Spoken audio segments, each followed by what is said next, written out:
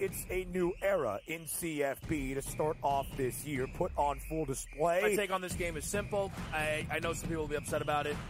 Good riddance to the Pac-12. Can you do it in terms of the week to week to week? I don't see a pathway for this team to miss the college football playoffs. We want to make sure you have those best bets in the entirety of our betting cards. That was thinking! But he had that program was already going there! Only on SportsGrid.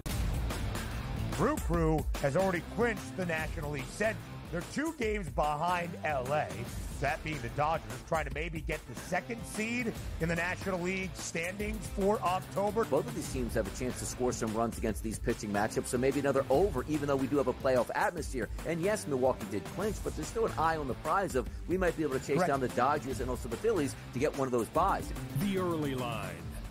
Only on SportsGrid. Brian Daboll has been feeling it.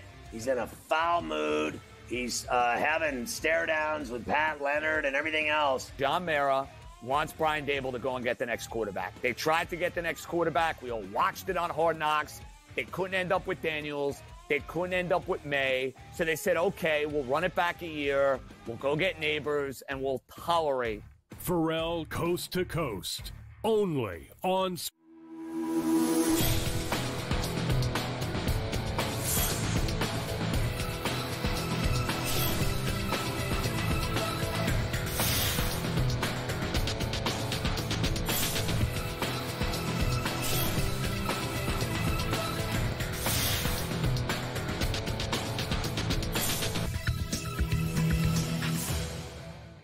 Good morning. Welcome to NewsWire here on SportsGrid. I'm Craig Mish. Thanks for tuning in to our show today. The Major League Baseball postseason is off and running, and the wild card round will end tonight. We have one of the series going 3 games. We'll have a preview of that one for you. Also, of course, Thursday Night Football is back. It's a division matchup between the Buccaneers and Falcons. College football also straight ahead. Bill Bender will join us from Sporting News. Guest contributors, of course, joining us as well from Legal Sports Report. And we'll talk about the upcoming contest this weekend. For those of you who are playing office pools, Brady Kannon is going to help you out with some of those picks as well. But let's get started with Major League Baseball, and perhaps the biggest surprise in all of the postseason is the fact that none of these series appear to go 3 games. Fortunately, we did get one between the Mets and Brewers, but the Atlanta Braves, just too many injuries for them, and they get exited last night. The Padres end up winning that game 5-4.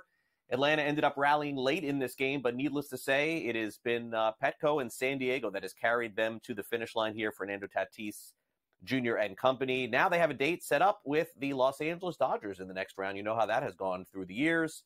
The National League West foes will face off against each other coming up this weekend. Also, for the first time since 2016, the Houston Astros are not headed to the American League Championship Series, as they lose to the upstart Detroit Tigers. They win 2 games in a row in Houston. Final score 5-2 yesterday, as Detroit just too hot to handle right now going into September, going into October. Detroit is just 1 series away from getting to the World Series, and a lot of questions surrounding Houston's future. But for now, Joe Espada, the manager of the Astros, staying in the present, proud of what the team accomplished. Yeah, it's tough. But I want our guys to be proud of how far we've come. Like, it was a very challenging season, and we reached the postseason, something that that's our goal every year. Is we win the division and then play deep into the playoffs. And it didn't happen for us this year. But I want our guys to be proud of their resiliency and how tough this season was, and how. We're just talking in there about, you got Jordan playing with an injured knee, and, we trying to figure out ways to piece it together throughout the whole entire season. Injuries, young pitchers coming up and stepping up, young players coming up and being part of the process that we have in place, right? There's so many great things that we did that I don't want us to hang our head down just because of the way the season ended. No, we should be proud of what we have accomplished and how we did it. I think the process is important. After the game, Justin Verlander said he continues to decide what he will do next season, but it will be pitching for somewhere. and some won next season. Wasn't really clear on exactly what he's going to do. He's going to be a free agent after the season. All right, the Baltimore Orioles, they were completely shut down by the Kansas City Royals pitching, as now the Royals have moved on to the next round of Major League Baseball postseason. A final 2-1 yesterday, as the Orioles managed just 1 run in 2 games. One of the best offenses in Major League Baseball over the regular season did not show itself in the postseason, and Kansas City is moving on yet again. Also, as we move forward and get to the Mets and Brewers, it's apparent that Jackson Chourio is the star of the show for the Brewers thus far. 2 home runs yesterday, and then a big home run late from Garrett Mitchell as the Brewers come back to beat the Mets and force Game 3 in that series. As of right now, this is the lone series that appears to be the most exciting. Now, again, anything can happen the rest of the postseason, but this has been very much back and forth in both games, and the Brewers end up winning this one late. Not just thanks to Chourio, says manager Pat Murphy. A lot of others contributed as well. Adames has been doing it all year. He wasn't working on a good 2 games here, and then all of a sudden, 2 strikes in his last at bat, gets a knock. Sal's been that guy all year. He's pesky and gets things done. Turang has been, you guys have watched it. He's been terrific for, he's emerged as a real player. So there's been guys that have been clutch at times. Joey Ortiz has been clutch at times, not today. But is there that? I think guys that play long enough and get in that situation a lot realize they can keep it under control and perform. And then you got to, other things, if you're forcing it to happen, it doesn't happen. The clutch guys let it happen and meet the game halfway. And, Jackson has a way of at a young age, not know any better. That's beautiful. 20 years old, Jackson Chourio. Speaking of rookies, another rookie's going to start tonight from Milwaukee. Tobias Myers is on the mound as the Brewers are slight favorites this evening against the New York Mets. By the way, this game begins at 7 p.m. Eastern time tonight. All right, a quick note here about BetMGM. There's a recent audit on their sports betting company by Gaming Labs. Their international revealed a number of non-compliance issues in Massachusetts. An Investigation and Enforcement Bureau spokesperson detailed some results of the ongoing audit to the Massachusetts Gaming Commission, reporting the sports betting operator accepted a number of prohibited player prop bets on NCAA football, player props, and on men's and women's college basketball, and also on some prohibited Belarusian sports leagues. So keep an eye on this story. We'll touch on it with Legal Sports Report coming up in just a bit.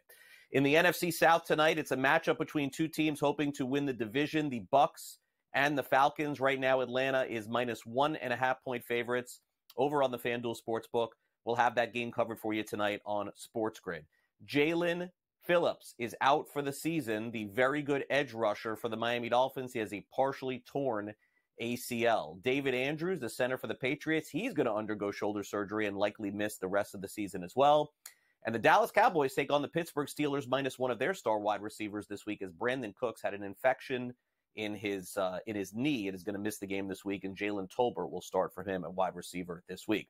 All right, over to some college football news and notes. 4-star quarterback Deuce Knight, ESPN's number 2 dual threat passer in the 2025 cycle, has flipped his pledge from Notre Dame to Auburn on Wednesday night, giving Hugh Freeze one of the nation's top classes as Notre Dame loses another quarterback. Tonight in college football, not the sexiest game on the board, let's be honest. Texas State, 13.5 point road favorites against Troy, and Sam Houston State will take on UTEP tonight, with Sam Houston State 10.5 point road favorites, total of 50.5. News from the sports betting operator, one that you may be familiar with overseas, Betfred, has departed to depart another state here in the United States. This time it is leaving Virginia. The latest exit leaves Arizona, Iowa, and Pennsylvania as the only states where the UK bookmaker currently operates. Betfred will cease operations in Virginia on October the 21st. Meanwhile, Ohio's August sports betting handle has risen 45% year after year, combined to generate a $548 million handle. That's 44% up from last year. Mavericks' Luka Doncic, as the NBA preseason gets underway, is going to sit out a week with a calf injury. There's no concern about him being available for their season opener, which is on October 24th against Wemby and the San Antonio Spurs. Also, some sad notes from golf right now, as Hall of Famer Susie Maxwell Burning has passed away at the age of 83. She had a 2-year battle with lung cancer. The LPGA said Burning, inducted into the Hall of Fame, passed away at her home in Palm Springs. She won the U.S. Open in 1968, 1972, and then 1973 as well. All right, big slate of games in college football coming up this week. Maybe not the marquee matchups that we saw between Alabama and Georgia last week, but needless to say, we've got Missouri, Texas A&M, Michigan and Washington, and then the big one, yes, the big one, between Rutgers and Nebraska. We're going to preview those games and a whole lot more when we return with Bill Bender from Sporting News. That's coming up right after the break. In addition, don't forget, you can catch our fantasy football shows each and every weekend here on Saturday and Sunday. It's me and George Kurtz Saturday morning from 7 to 9 a.m. Eastern, and then Joe Pisapia and Matt Stryker from 8 a.m. to 10 a.m. Eastern, exclusively here on SportsGrid. We'll be back right after these messages previewing the college football slate with Bill Bender next.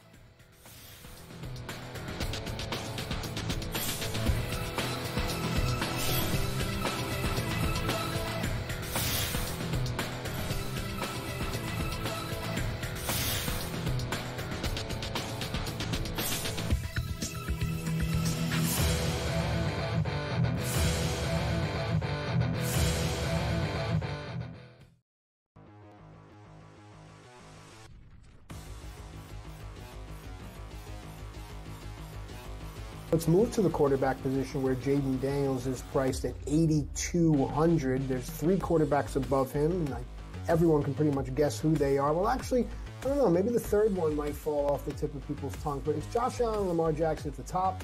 These guys control all the scoring in their offense, so it makes a lot of sense to look at them and say, okay, well, this is prime matchup, marquee matchup. You know, Josh Allen, especially, you can run him by himself because you just don't know where the football's going. And that's a good thing for Josh Allen. I think you've seen him play much better when he's just in control of the offense and not thinking about, oh, I need to get the football to this person. And it seems like a different version of Josh Allen. And that MVP number has moved considerably in his favor. I want to keep pivoting down, though. Kyler Murray and Jaden Daniels are going to come back to this matchup. When you have matchups, the total is above 50.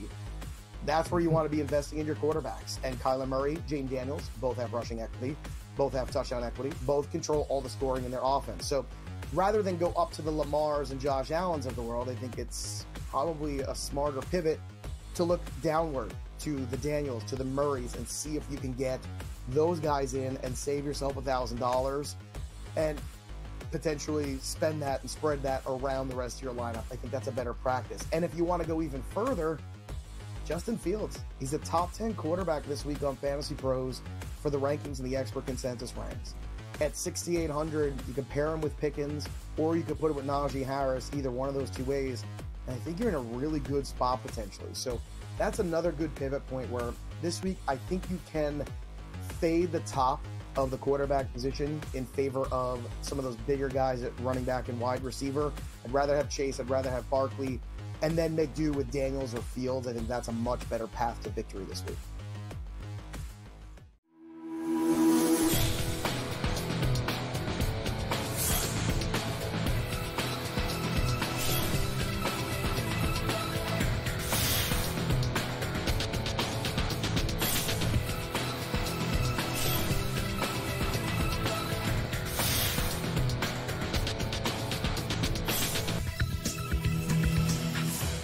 Welcome back to NewsWire here on SportsGrid. The small sample in college football is coming to an end. We've reached the month of October, which generally can make or break a lot of college football teams. We'll break down some of the matchups and how it pertains to this new playoff coming up. Bill Bender is with us from Sporting News. Hey, Bill, great to have you back here on the show. And really, there's no winning the championship in October, but you can lose it pretty quickly.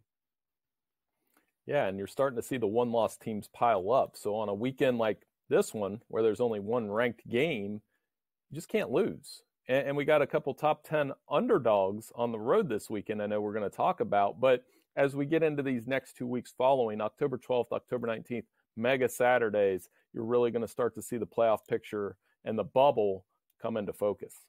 Yeah, there's no doubt. Next week's schedule looks insane. So, lighter schedule this week, but we still treat it the same. All right, so A&M Missouri in this great SEC matchup, and this is, a contrast in teams for sure. Missouri's been fantastic on offense all season long. They're 2.5-point dogs to Texas A&M, which has just been, they've been, I would say, playing well enough to put themselves in position. This top 25 this year, Bill, more than ever, has just been shuttling this back end, 23, 24, and 25. It's like you're in one week, you're out the next week. And, Missouri is a dog on the road this week. They've been the better team, but are they a contender or a pretender? I guess we're going to find out coming up this week. Right, popular upset pick. Nate Knoll has is part of this Missouri offense that averages over 200 yards rushing per game. Whenever I see a team that can get over 200 yards rushing, I know it can travel a little bit. So if they have some success on the ground early, it will open things up for Brady Cook. It's a noon game, not a primetime game, so that takes some of the shine off of being at Kyle Field, even though it is a tough road environment. And Texas A&M, whichever quarterback they have, whether it's Reed or Wigman, Missouri's defense is limiting opposing offenses to 50% completion percentage. So all of that is my way to say, if you're a top 10 team, go out and prove it.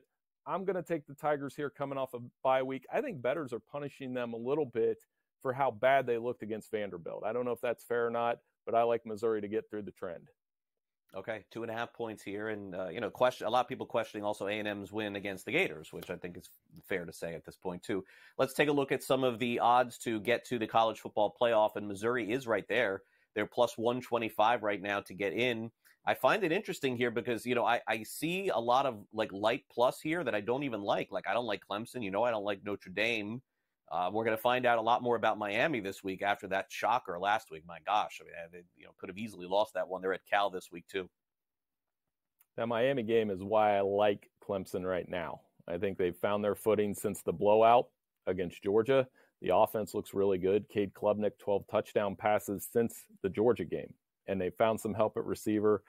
And Dabo's clearly got it going on in that locker room. There's a belief system. Their schedule and Miami's schedule is set up that both may meet in the ACC championship game with one loss or less.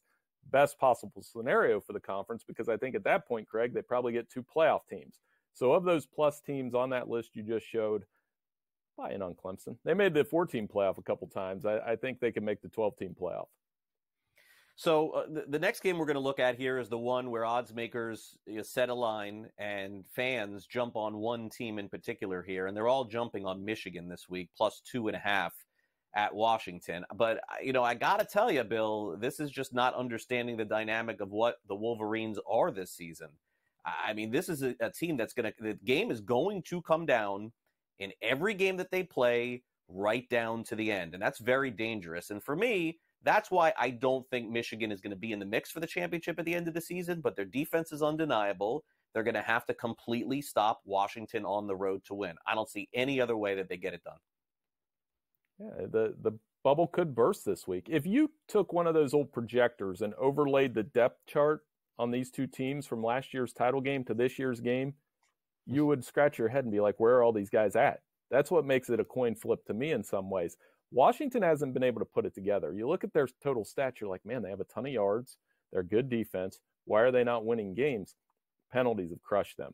Terrible red zone offense has crushed them. They've had to settle for field goals. Michigan, we know what they're going to try to do here. They're going to try to run the football, build an early lead, rest on the defense. Looks like Will Johnson will be back. But that second half of that Minnesota game concerns me. Washington's going to go tempo here.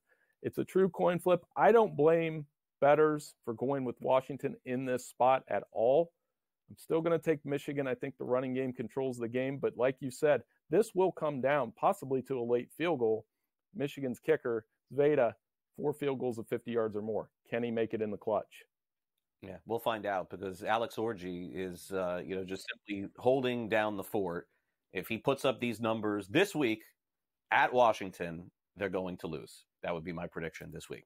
All right, now let's get to Rutgers and Nebraska. Not a lot of odds maker backing for the Scarlet Knights, despite their undefeated record. Nebraska's had one blip on their radar this season. Otherwise, they have looked the part of a potential playoff team. They're 7.5-point favorites this week. Again, another low total of 41.5. We know what Greg Schiano wants to do. Same thing that Michigan wants to do. Run the ball, keep it close to the end, kick a field goal, and win. Can they keep this game close enough in Lincoln to do that? Who do you believe can win a one-score game here? That's my question. Nebraska, 2-18 in one-score games since 2021. It's one of the most remarkable stats in all of college football that they have this curse in these close games. And here comes Rutgers, a team with a shaky run defense, but also, like we said about Missouri, averages over 200 yards per game on the ground. I do think it's going to be a one-score game. I think Rutgers is going to hang around and cover. Craig, made to be foolish on a Thursday afternoon, but I like Nebraska to win the game straight up, though. I think they finally win a one-score game. It's tight. They come through. Fun game. Rutgers competes, but the Huskers finally win one. All right, fair enough, Bill. I know we're going to have a lot more exciting games next week. We keep it real here on NewsWire. We're not going to try and sell you on this week. Listen, every week is fun in college football. I'm not going to try and sit here and sell you on this being the best week of the season. Next week, it gets serious. Thanks again for coming on. Thank you.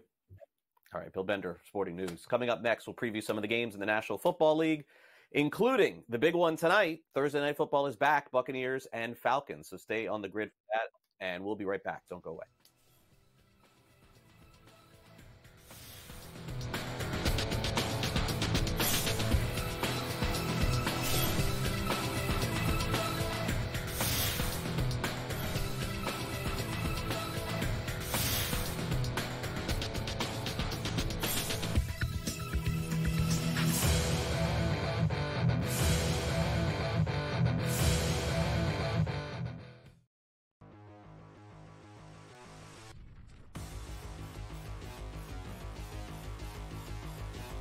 Let's move to the quarterback position where Jaden Daniels is priced at 8,200. There's three quarterbacks above him, and everyone can pretty much guess who they are. Well, actually, I don't know. Maybe the third one might fall off the tip of people's tongue, but it's Josh Allen and Lamar Jackson at the top. These guys control all the scoring in their offense, so it makes a lot of sense to look at them and say, okay, well, this is a prime matchup, marquee matchup. Josh Allen, especially, you can run him by himself because you just don't know where the football's going. And that's a good thing for Josh Allen. I think you've seen him play much better when he's just in control of the offense and not thinking about, I need to get the football to this person. And it seems like a different version of Josh Allen. And that MVP number has moved considerably in his favor. I want to keep pivoting down, though. Kyler Murray and Jaden Daniels are going to come back to this matchup. When you have matchups, the total is above 50. That's where you want to be investing in your quarterbacks. And Kyler Murray, Jaden Daniels, both have rushing equity, both have touchdown equity, both control all the scoring in their offense. So rather than go up to the Lamars and Josh Allens of the world, I think it's probably a smarter pivot to look downward to the Daniels, to the Murrays, and see if you can get those guys in and save yourself $1,000 and potentially spend that and spread that around the rest of your lineup. I think that's a better practice. And if you want to go even further, Justin Fields. He's a top 10 quarterback this week on Fantasy Pros for the rankings and the expert consensus ranks. At 6,800, you can pair him with Pickens, or you could put it with Najee Harris, either one of those two ways. And I think you're in a really good spot potentially. So that's another good pivot point where this week I think you can fade the top of the quarterback position in favor of some of those bigger guys at running back and wide receiver. I'd rather have Chase, I'd rather have Barkley, and then make do with Daniels or Fields. I think that's a much better path to victory this week.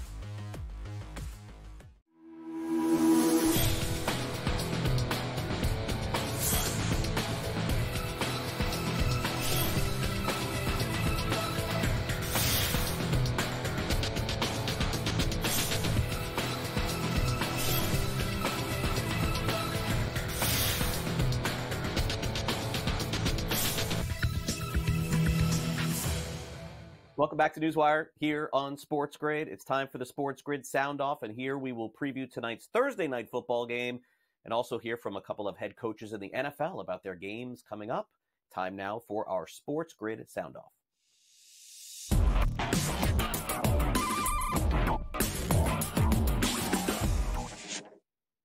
Well, get ready, folks. Sunday morning, bright and early. You know how your Sundays go. You wake up Sunday morning. You have to wait until about 12:30, 1 o'clock. You pop on the games in the National Football League, and you're off and running for the whole day until the night. There's a little problem this Sunday and every Sunday for the foreseeable future. We've got the games in London. beginning this week. That's right, 9:30 a.m. Eastern Time Sunday morning. That takes a lot of getting used to for these teams in the NFL. So usually what happens is on days like Wednesday or days like Thursday, some teams even get their Monday or Tuesday to prepare in advance. And that's the dynamic for the New York Jets as they have landed in London. And Robert Saleh says that they are getting ready for the time change and everything that goes with it this week. Don't do the bus on Saturday walkthrough. It's an hour and a half ride and everybody was knocked out cold, trying not to take a nap. And it was a perfect remedy to take a nap. So there's some things that we can learn.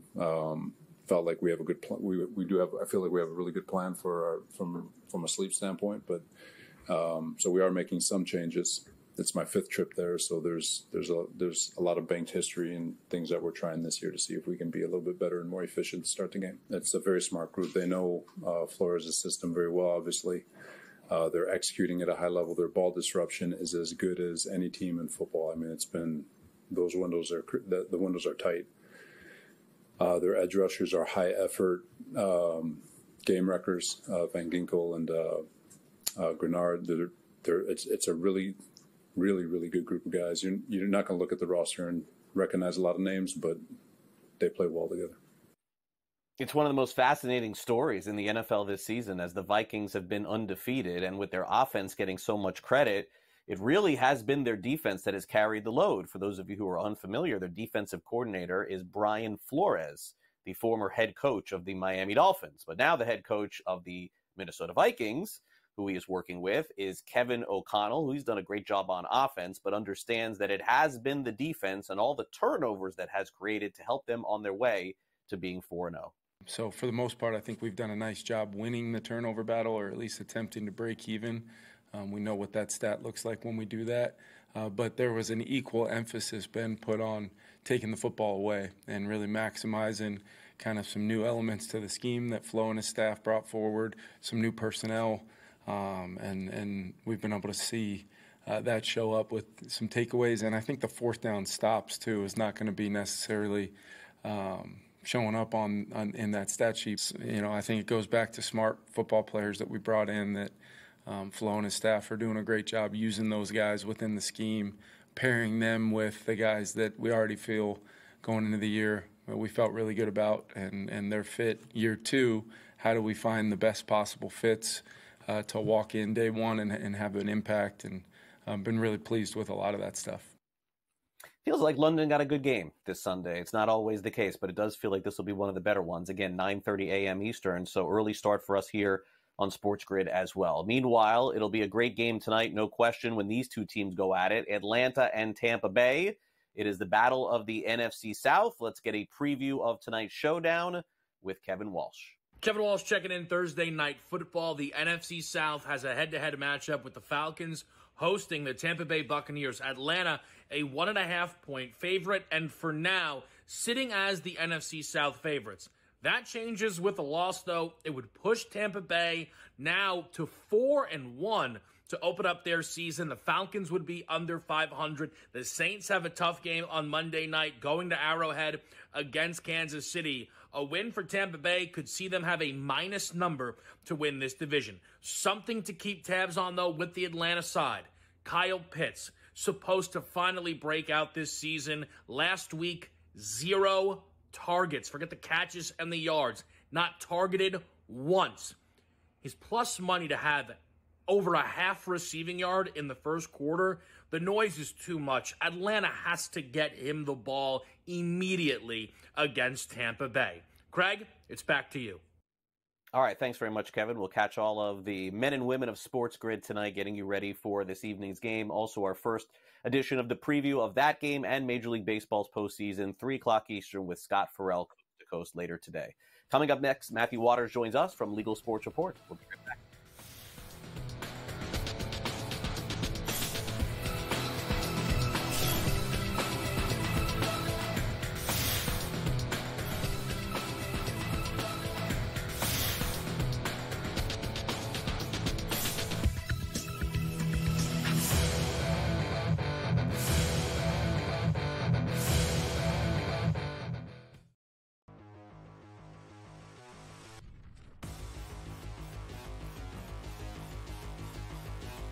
Let's move to the quarterback position where Jaden Daniels is priced at 8,200. There's 3 quarterbacks above him, and everyone can pretty much guess who they are. Well, actually, I don't know. Maybe the third one might fall off the tip of people's tongue, but it's Josh Allen and Lamar Jackson at the top. These guys control all the scoring in their offense, so it makes a lot of sense to look at them and say, okay, well, this is prime matchup, marquee matchup. Josh Allen, especially, you can run him by himself because you just don't know where the football's going. And that's a good thing for Josh Allen. I think you've seen him play much better when he's just in control of the offense and not thinking about, I need to get the football to this person.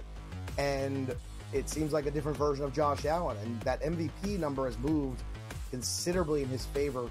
I want to keep pivoting down, though. Kyler Murray and Jaden Daniels are going to come back to this matchup. When you have matchups, the total is above 50.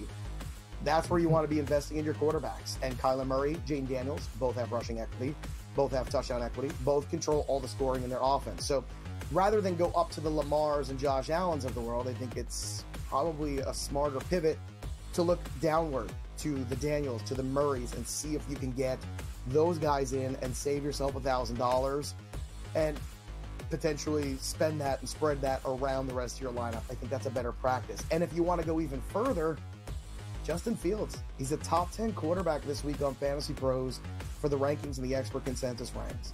At 6,800, you can pair him with Pickens, or you could put it with Najee Harris, either one of those two ways. And I think you're in a really good spot potentially. So that's another good pivot point where this week I think you can fade the top of the quarterback position in favor of some of those bigger guys at running back and wide receiver. I'd rather have Chase, I'd rather have Barkley, and then make do with Daniels or Fields. I think that's a much better path to victory this week.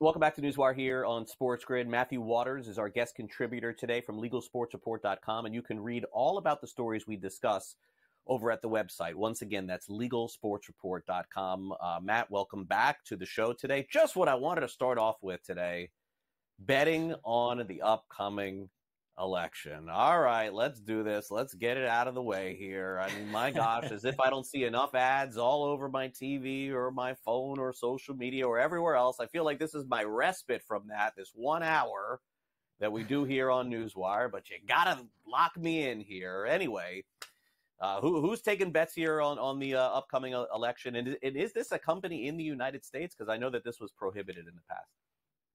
Yeah, so Kalshi is. And what happens, Craig, we've had a little bit of a story here. I'll give you some background. Basically, Kalshi allows for the trading of futures commodities. That's not just elections and political stuff. You can bet on how many Teslas will be delivered. You can bet on whether Bitcoin is going to hit a new high. So there's all kinds of things that you can bet on Kalshi. And they basically said, look, predicting an election, that is really no different. And so they went to the Commodity Futures Trading Commission and they said, look, we're going to do this. And they thought that they were okay to do it because a smaller operation had been given an okay to do something similar. The problem with that kind of popped up, though, is Kalshi is trying to make it a lot bigger, right? Some people will be allowed to bet up to 100 million with Kalshi, whereas the other program predicted it was capped at, I think it's $850. So it's vastly different that way. But basically, the DC Court of Appeals ruled that Kalshi should not be prevented from taking these election bets while this case is being heard by the DC Court of Appeals. The CFTC tried to say that there would be irreparable harm if this election betting was allowed during this presidential race. The attorney for the CFTC basically said, the harm to the public is going to be profound at a time, and I don't mean to be dramatic, but Americans broadly believe that our democracy is under threat. But the three-judge panel, they just didn't see it that way. They said that the CFTC didn't make a good enough case that there will be harm. Now, they said that they're not necessarily far away from showing there could be harm. They just have to get more specific. They have to show something like, if a political campaign started to encourage people to buy these, that would be an issue, right? If we had foreign investors who were somehow bypassing the know your customer stuff with Kalshi and making, different bids and driving up a market this way or that way, that would be an issue. But the CFTC wasn't able to show that any of this will definitively happen if Kalshi is allowed to take these bets. So, look, the case is still ongoing. There's just not the stay. And the CFTC asked for a expedited schedule on this, but oral arguments under that schedule wouldn't be heard until December, Craig. So it looks like unless they can come back and really prove that something can go wrong immediately with Kalshi, that this election betting will stay open through the U.S. election. And then we'll figure it out from there, right? We'll still have to have the case, and we'll still have to see if we're able to do this the next time around. But it's an interesting case. It's an interesting situation. When you talk about a website that's used for, you could say if Chappell Roan is going to have a #1 album or not. And now we're talking about betting on the election as well. So it's kind of crazy. Yeah, and I'm sure after the election there'll be no controversy as to who won, who lost, and I'm sure that people won't be screaming for their money one way or the other. I mean, good luck, good luck taking those bets on the election. Wouldn't be me. All right, so our next story is one that it seems to have at least one company in the sports betting space salty at another. Basically, an employee goes from one to the other, signs initially, it looks like with a non-compete, and now the other company wants to enforce this. So tell us more about the story. I don't want to ruin it. By the way, you can read it again at legalsportsreport.com. Do you think that there is a leg to stand on with this non-compete, and why is there such a battle with this one individual? You know what, Craig? There's such a battle right now because VIP is so important when it comes to sports betting. We saw earlier this year maybe 1 or 2 customers shift from one book to another in New Jersey, and it had a substantial impact. So when Fanatics hired Michael Hermelin away from DraftKings to be the head of their VIP program, which is what he was doing at DraftKings, Fanatics thought that they had it in the bag, that this was a guy who was really doing well for DraftKings. DraftKings had kept him on and gave him bonus after bonus to keep him and his team, and Fanatics got him. The only problem with that is that he had a non-compete. He attempted to go around that by moving to California and saying, look, California doesn't allow these non-competes. And I tried to rely on some case law that basically didn't hold up in appeals court. They were trying to say that he should not be prevented from working in California. The rest of the U.S. fine, but not in California where he's based out of. The appeals court essentially said, well, that doesn't exactly pass the smell test because California does not have legal online betting or gambling or online casino. So naturally, the nature of his business would take him outside of California then to have relationships and build relationships with customers that do not live in California and would be betting on DraftKings or on Fanatics, in another state. So they found that this is correct, that he should be boxed out of working in the sports betting VIP category for Fanatics. Now, he is clear to do other things. And Fanatics is not just a betting company, right? They have VIPs in other areas. So I would have to assume that Mr. Hermelin is working some area of that VIP program that touches on, the thousands of other things that Fanatics does. But he technically is not allowed to work with sports betting VIP customers until February 1 of this upcoming year, Craig. All right, so they're going to enforce that long-term non-compete there. Okay, fair enough. Well, one of the figures in the daily fantasy space and now in the sports betting space in the future, it was Nigel Eccles. For the people who are unfamiliar with him, he founded FanDuel going back, approximately a decade ago, ended up selling it. I'm sure he cashed in quite well, but now is the subject of another story that you guys have up here over at LegalSports.com, where there's some allegations that right before he sold, he may have tried to hamper with the company and dampen some of the future aspirations for it. What happened here? Well, what happened, Craig, and we know this because DraftKings and FanDuel attempted to merge at one point, right? And it was basically because both of the companies were burning cash like you wouldn't believe. And so what happened here is that when FanDuel was sold to Paddy Power Betfair, it's now the Flutter Company, the valuation was taken at a level that Nigel Eccles and other shareholders didn't see as fair. And this is now the other shareholders' chances to say why that valuation was fair and why it clicked. And they're alleging that Nigel Eccles, the co-founder of FanDuel, essentially drove the business into the ground. Now, I don't know if he drove the business into the ground, Craig.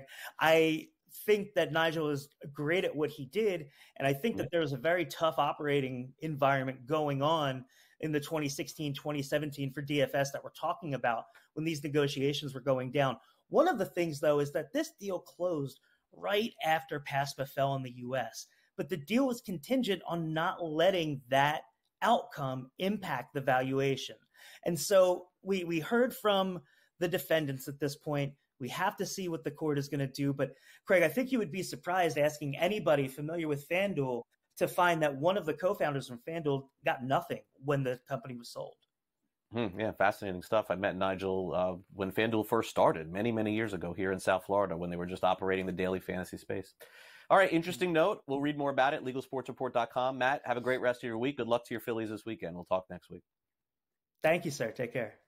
All right, we'll be back with Brady Kannon, and we'll go over some of the picks in the different contests next.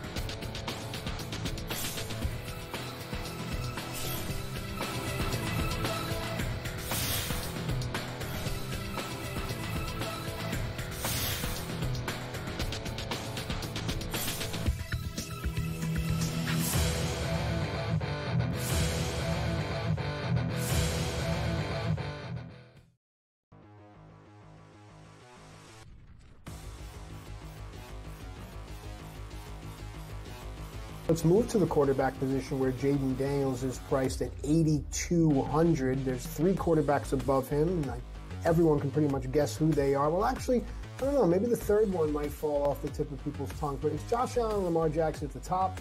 These guys control all the scoring in their offense, so it makes a lot of sense to look at them and say, okay, well, this is prime matchup, marquee matchup. You know, Josh Allen, especially, you can run him by himself because you just don't know where the football's going. And that's a good thing for Josh Allen. I think you've seen him play much better when he's just in control of the offense and not thinking about, oh, I need to get the football to this person. And it seems like a different version of Josh Allen. And that MVP number has moved considerably in his favor. I want to keep pivoting down, though. Kyler Murray and Jaden Daniels are going to come back to this matchup. When you have matchups, the total is above 50. That's where you want to be investing in your quarterbacks. And Kyler Murray, Jaden Daniels, both have rushing equity, both have touchdown equity, both control all the scoring in their offense. So rather than go up to the Lamars and Josh Allens of the world, I think it's probably a smarter pivot to look downward to the Daniels, to the Murrays, and see if you can get those guys in and save yourself $1,000 and potentially spend that and spread that around the rest of your lineup. I think that's a better practice. And if you want to go even further, Justin Fields. He's a top 10 quarterback this week on Fantasy Pros for the rankings and the expert consensus ranks. At 6,800, you can pair him with Pickens, or you could put it with Najee Harris, either one of those two ways. And I think you're in a really good spot potentially. So that's another good pivot point where this week I think you can fade the top of the quarterback position in favor of some of those bigger guys at running back and wide receiver. I'd rather have Chase. I'd rather have Barkley. And then make do with Daniels or Fields. I think that's a much better path to victory this week.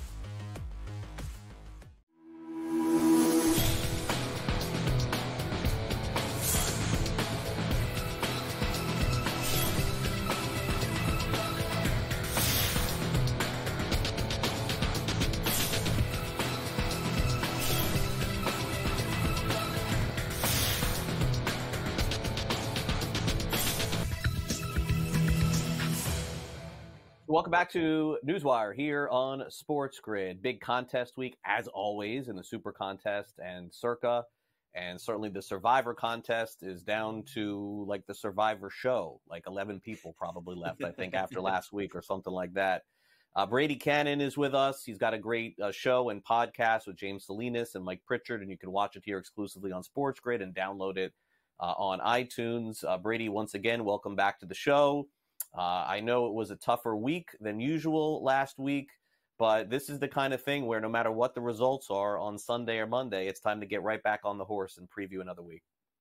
You're exactly right, Craig. And in the Super Contest, it was not completely gone. We did go 2-3, so that's not the end of the world. We're still treading water above 500 with 10.5 points in the upper tier of the contest, in the top 36, 37%. So still a little bit ahead of the game, but you're exactly right. We have to get back up on the horse and could really use a 4-1 or a 5-0 this week. And now here we are in week 5, and this is when the math model starts to kick in for me, and I start to dive into the stats more heavily, because after 4 weeks of football, the numbers start to hold more validity for these teams and tell the story about who these teams truly are. Then, the first 2-3 weeks of the season, the numbers can be pretty random, but now they're starting to settle in a little bit, and they'll even become more representative of what a team is as we move along. But this will be the first week that I dive into the stats, and we'll see what that turns out.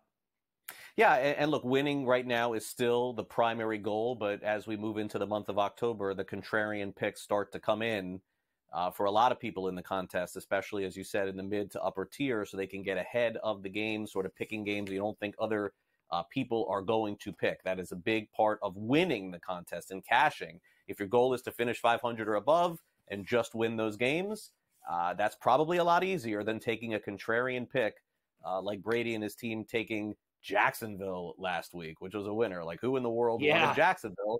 Nobody. And that but came Brady so did. close to being a loser, if you recall. That pitchy woo-woo at the end. Oh, my I know, goodness, but you need to do that. You need to be with a 10% pick in order to move all the way up, and that's why you guys are still hanging in there. And I'm sure you'll have more of those this week too. All right, so lines are out this week. I know we'll get to Thursday night previews. For those of you who are out there who watch their shows on Saturday, usually the Thursday night pick in the contest is the least pick game of the week, just in general. Right. We also have a Sunday early game too. Any lines jumping out at you initially? Seems like, for the most part, I think we've got, issues with a couple quarterbacks not sure about, but I think a lot of static lines too. Yeah, a couple that jumped out at me early this week, Craig, were the Arizona Cardinals getting 7.5, and they're getting 7 in the Super Contest. The Circa lines will come out for the Circa Million contest here in about an hour or so later this morning. But right now in the Super Contest, the Cardinals are getting 7. There's still a lot of shops in the live market dealing 7.5. But I thought, it's a little bit of a buy low spot on the Cardinals, because I was really surprised that they were only able to muster 14 points last week against the Washington Commanders. I think this Cardinals team is pretty decent. So I think you're maybe catching a few more points there than you normally would be if the Cardinals had put up a good performance last week against Washington. And then I think Carolina, getting 3.5 or 4 points against the Bears is a little bit surprising, because did we go into this season thinking, or maybe not necessarily going into the season, but what we've seen the first couple weeks, did we expect the Chicago Bears to be, better than a field goal favorite over anybody? I don't think they have looked spectacular yet. So those are a couple that caught my eye. A couple that I think will be really popular. You talk about the early game in London with the Jets and the Vikings. Yeah. I think the Vikings laying under a field goal, just 2.5 in the contest, and then also the Baltimore Ravens only laying 2.5 against the Cincinnati Bengals. I think that's going to be very attractive to people. What appear to be juggernaut teams in Minnesota and Baltimore laying less than a field goal. Something smells a little fishy to me. I would be looking towards the other side, but I think those will be very popular because they look like free money. No, they do. It's just extraordinarily hard. I mean, some of these things you do have to play contrarian, and I'm all about that. But my gosh, to back the Jets after what I saw last week, I don't know that I can do it. I mean, you're probably right, Brady. They're probably going to beat them, but I don't know, man. After watching a game like that, it's hard to do. And by the way, the other thing, and I keep saying it here on the show, it's probably annoying people, but at some point, I think we have to acknowledge that Washington, to me, is one of the top tier teams in the NFL right now, and that's a good point by you. I mean, maybe Arizona is not. but they're better than they showed last week, and we just have to start giving credit to Washington at some point. I mean, they're playing unbelievable football. Anyway, we got to get to tonight's game. So I hate this game tonight. Falcons and Bucks. I mean, every year these two teams, they play each other. The Bucks win in Atlanta. Atlanta wins in Tampa Bay. And New Orleans wins in Atlanta. The Bucks beat New Orleans. The Bucks lose 5 in a row to New Orleans with Brady, but they can't win any other game. I mean, this division is just upside down every year. I think the line is super appropriate here. I see a lot of people backing Tampa Bay. I'm not really sure why. I don't think they're great either, but I don't have a great feel for this game. Do you have any position on this one tonight? Not yet. And I hear what you're talking about with kind of the, in the end, it's just a wash in this division. And that's where I make the three teams too. The New Orleans Saints, the Atlanta Falcons, and the Tampa Bay Buccaneers, for me, in my eyes, are basically equal. And last week, because of that, with the home field advantage, I made the Falcons about a 1.5 point favorite. They were laying 2.5. That says, I should be betting on the Saints. Sure enough, they covered by a half point. They lost by 2.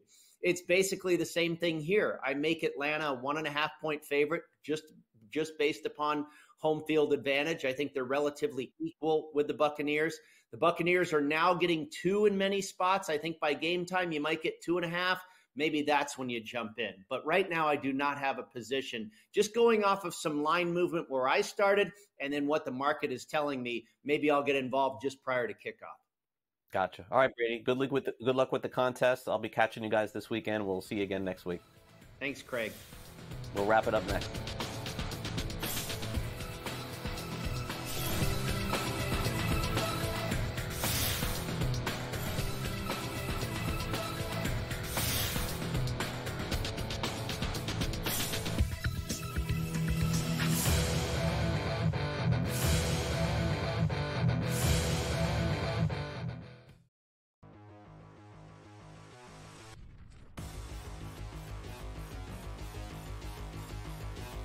Let's move to the quarterback position where Jaden Daniels is priced at 8,200. There's 3 quarterbacks above him, and everyone can pretty much guess who they are. Well, actually, I don't know. Maybe the third one might fall off the tip of people's tongue, but it's Josh Allen and Lamar Jackson at the top. These guys control all the scoring in their offense, so it makes a lot of sense to look at them and say, okay, well, this is prime matchup, marquee matchup. Josh Allen, especially, you can run him by himself because you just don't know where the football's going. And that's a good thing for Josh Allen. I think you've seen him play much better when he's just in control of the offense and not thinking about, I need to get the football to this person. And it seems like a different version of Josh Allen. And that MVP number has moved considerably in his favor. I want to keep pivoting down, though. Kyler Murray and Jaden Daniels are going to come back to this matchup. When you have matchups, the total is above 50. That's where you want to be investing in your quarterbacks. And Kyler Murray, Jaden Daniels, both have rushing equity, both have touchdown equity, both control all the scoring in their offense. So rather than go up to the Lamars and Josh Allens of the world, I think it's probably a smarter pivot to look downward to the Daniels, to the Murrays, and see if you can get those guys in and save yourself $1,000 and potentially spend that and spread that around the rest of your lineup. I think that's a better practice. And if you want to go even further, Justin Fields. He's a top 10 quarterback this week on Fantasy Pros for the rankings and the expert consensus ranks. At 6,800, you can pair him with Pickens, or you could put it with Najee Harris, either one of those two ways. And I think you're in a really good spot potentially. So that's another good pivot point where this week I think you can fade the top of the quarterback position in favor of some of those bigger guys at running back and wide receiver. I'd rather have Chase. I'd rather have Barkley. And then make do with Daniels or Fields. I think that's a much better path to victory this week.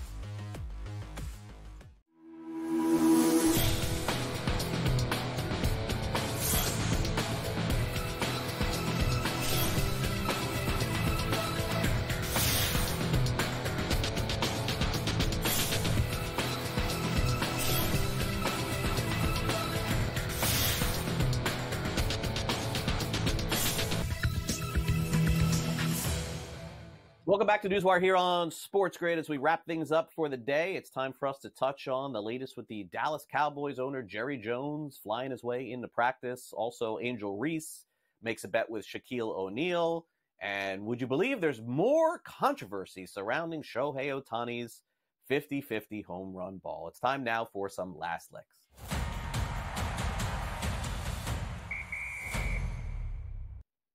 Well, I thought we put it into this story, but I guess not. Shohei Ohtani, who hit his 50th home run, stole his 50th base in Miami a couple of weeks ago.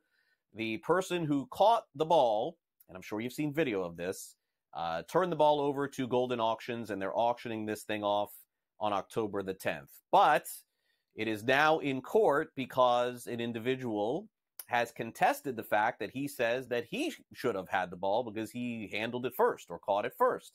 Now, there's video evidence to support this or deny this, depending on what you think. It's all over social media, so don't take me.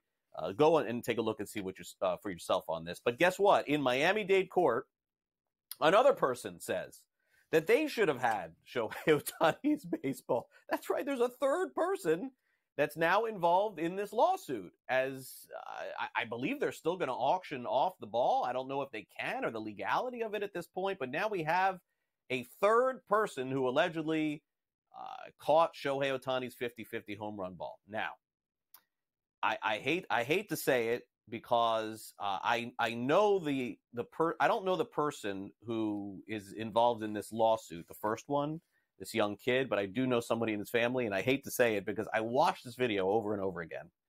And as somebody that has been to a million baseball games and, in fact, caught a home run derby ball a couple of years ago at the All-Star game, I'm just not sure that anybody is going to win this except for the person that has possession of the ball in the end. Now, I get it. It's a life-changing moment. But in the end, I certainly hope that this goes the way that it's supposed to, because this is just going to be a big waste of time and money for everybody involved if inevitably this ball goes off, the 50-50 ball is sold, and then the person who ended up with possession of the ball in the end gets all the money, and that's it. I don't know how this is going to turn out, but I can tell you that there's no possible way that three people had a shot to catch this ball. That's it. All right, now let's move on to the National Basketball Association, but in this case, a former NBA player. That is Shaquille O'Neal. In a funny video posted yesterday on Instagram, WNBA star Angel Reese was standing next to Shaquille O'Neal and challenged Shaquille O'Neal right on the spot. I don't know how they were together or what they were doing, but challenged him on the spot to make a free throw. Now, for those of you who are unfamiliar with Shaquille O'Neal's free throw game, Shaquille O'Neal, one of the best players in the history of the league, Hall of Famer and multi-NBA champion, but was not the best free throw shooter, usually right around 50%. But how about on the spot? Shaq asked to make the free throw yesterday. Angel Reese says she'll pay him $100,000. WNBA players don't make all that much money, by the way. $100,000 to make the free throw. Now, we can't show you the actual free throw because of copyright issues, but you'll have to take my word for it. Shaq stepped up, went to the line, nailed the free throw. No problem whatsoever. Now, did Reese pay? Venmo? Zelle? Cash App? I got no idea. I don't have access to that. But good job by Shaq coming through. And you could kind of tell Angel Reese was like laughing after, but was kind of like a little nervous too, wondering if she was going to have to pay that bet off. Because Shaq, I think, has a lot more money than Angel Reese, fair to say. But you know who has more money than Shaq and Angel Reese and the WNBA combined? That is Jerry Jones, the owner of the Dallas Cowboys. Jerry Jones piloted in his way to Dallas Cowboys practice on his chopper or jet or whatever it was, landed on the practice field, and very funny, Dak Prescott dropped back to throw Jerry Jones a pass to his helicopter. Good move there by Dak Prescott, trying to liven up the moment. Jerry Jones, not only the owner of the Dallas Cowboys, but also, as you know, the general manager too. Maybe he could sign himself to play wide receiver with Brandon Cooks out this week. I'm kidding, but only half kidding, unfortunately. That'll do it for our show today. Thanks again to Matthew Waters for coming on from Legal Sports Report, also Brady Kannon, and in addition, Bill Bender from the Sporting News. Our director is Luke, our producer is Frank, and our shows are great. Coming up later today, Scott Farrell, 3 o'clock Eastern, has a preview of the Mets and Brewers, and also a preview of tonight's Thursday Night Football game. We've got Pro Football Today, leading you up until game time, and then in-game live, and some Pro Football wrap-up after the game as well. So I hope you enjoy the rest of your day and night here on SportsGrid. For those of you celebrating the Jewish holiday, happy Rosh Hashanah to all of you. I'll see you back here tomorrow morning, 11 a.m. Eastern, for our next edition of NewsWire as we wrap up the week and get you ready for the big weekend in college and pro football straight ahead. See you then.